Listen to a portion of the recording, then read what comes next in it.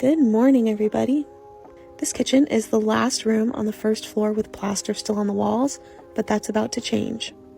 And while you watch me take down the plaster, I figured I would take some time to answer some of the questions that I've been getting about the plaster removal process in my house. I think the number one question I get asked is why I'm removing the plaster. And this room is actually a great example of the number one reason why the plaster is coming down, and that's the water damage that's happened behind these walls for years. You can see some of the discoloration in the lath here, and that's because of the water that's come in through the leaky roof, which is getting fixed, and it's just come down into the walls, seeped into the wood and into the plaster over the years.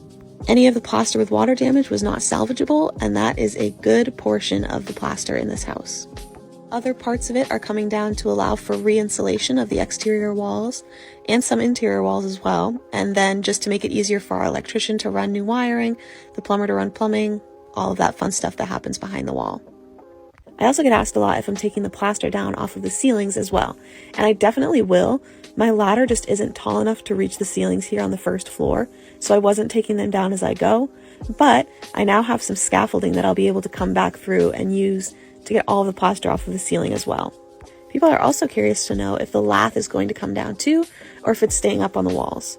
My brain works best in phases, so I am doing all of the plaster removal in the house first, and then I'll come back through and take the lath out of every room.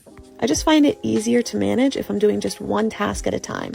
I really get into a rhythm and get a lot done when I work like this. This is all that I have left of the kitchen. I have a massive headache. I'm having trouble breathing. My arms are dead. I'm like, I got to put my bins in the dumpster and do my head because I have no more arm strength. This is literally it. All I have left. And I gotta clean up what's on the floor, but once I get down to the last few bins, I think I'm just gonna leave them and worry about them tomorrow because I can't. That last clip was sped up because even though these videos are in time lapse, I had to put everything at 2x speed in order for it to fit into one 3-minute video. But I didn't want to leave you guys hanging or have to break it up into multiple parts.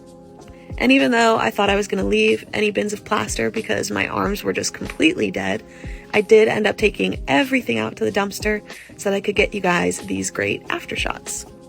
And with that, it's time to get started on the second floor.